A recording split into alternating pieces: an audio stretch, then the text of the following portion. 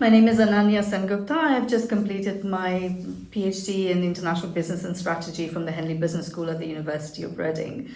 But I come from a 25-year background in industry, doing corporate finance and mergers and acquisitions before I started my PhD about 4 years ago. When I was in industry, one of the things that sort of fascinated me was why people did certain things. Or we could very clearly see the results, we could also see the process, but we often didn't quite understand why certain things were happening, why people behaved the way they do, or the underlying theories that made people behave the way they do, or that made things work sometimes.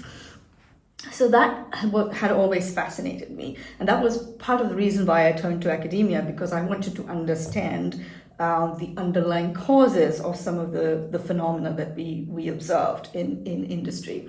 So I was very excited to do my PhD because that was one of the main reasons. And when I started my PhD, I was introduced to philosophy, which is not something that was ever on my radar before. But it was so fascinating. And obviously we were introduced to many different kinds of philosophies, but one that drew me was critical realism, because I realized that without knowing it, without really having a name for it, that was my personal philosophy and worldview. So it really resonated.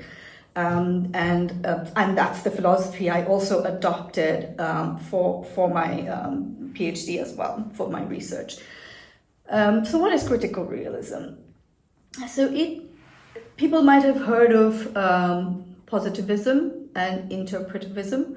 So positivism is a philosophy where people look at evidence only. So the philosophy is sort of exemplified by a statement like, seeing is believing. Show me the evidence, otherwise I will not believe you.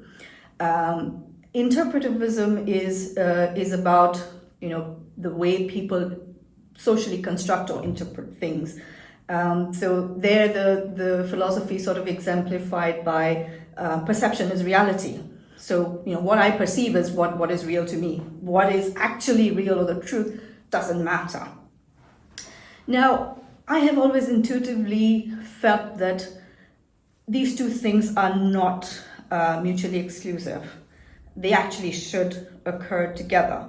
And that's really what critical realism says. So there is something that is real, underlying, there is an underlying fact or a truth, but at the same time, people may perceive it differently. And that doesn't mean that they're lying or they're wrong. It's just that they may not have a complete perception of the entire underlying reality, but that's still their reality. So reality is structured, it is layered. So there is a level of reality which could be factual, but there is also another level of reality that sits on top of that is based on knowledge or your perception of something. But then does that mean that anything anybody claims is valid? I can claim, this is my perception. For anything, does that always mean that's valid? No. You have to use rational judgment to decide whether certain claims are valid or not. So that is then the third aspect of critical realism. So critical realism is basically built on three pillars. Ontological realism, which says that something exists before you know of it.